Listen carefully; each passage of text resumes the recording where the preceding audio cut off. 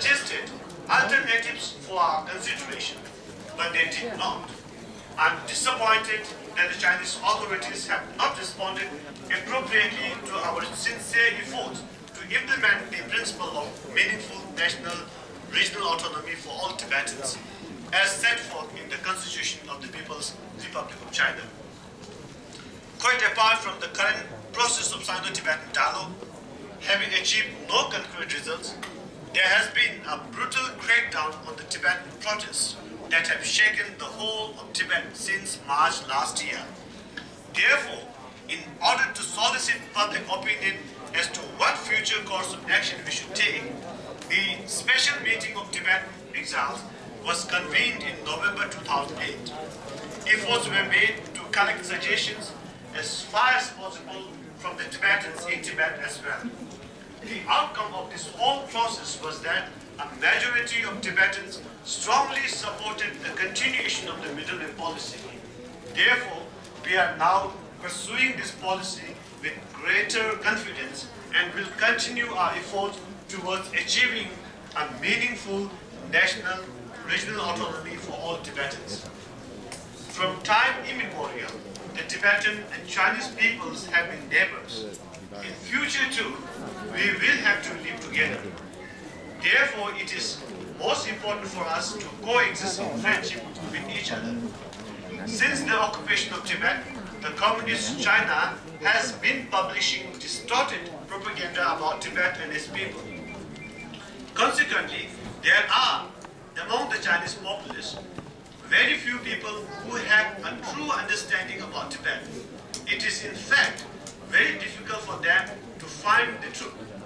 There are also ultra-leftist Chinese leaders who have, since last March, been undertaking a huge propaganda effort with the intention of setting the Tibetan and Chinese peoples apart and creating animosity between them. Sadly, as a result, a negative impression of Tibetans has arisen in the minds of some of our Chinese brothers and sisters. Therefore, I have repeatedly appealed before. I would like once again to urge our Chinese brothers and sisters not to be swayed by such propaganda, but instead to try to discover the facts about Tibet impartially, so as to prevent divisions among us. Tibetans should also continue to work for friendship with the Chinese people. Looking back on 50 years in exile, we have witnessed many ups and downs. However, the fact that Tibet issue is alive and the international community is taking growing interest in it is indeed an achievement. Seen from this perspective, I have no doubt that the justice of Tibet's cause will prevail if we continue to tread the path of truth and non-violence. As we commemorate 50 years in exile, it is most important that we express our deep gratitude to the governments and peoples of various host countries in which we live. Not only do we abide by the laws of these host countries, but we also conduct ourselves in a way that we become an asset to these countries. Similarly, in our efforts to realize the cause of Tibet and uphold its religion and culture, we should craft our future vision and strategy by learning from our past experiences. I always say that we should hope for the best and prepare for the worst. Whether we look at it from the global perspective or in the context of events in China, there are reasons for us to hope for a quick resolution of the issue of Tibet. However, we must also prepare ourselves well in case the Tibetan struggle goes on for a long time. For this, we must focus primarily on the education of our children and the nurturing of professionals in various fields.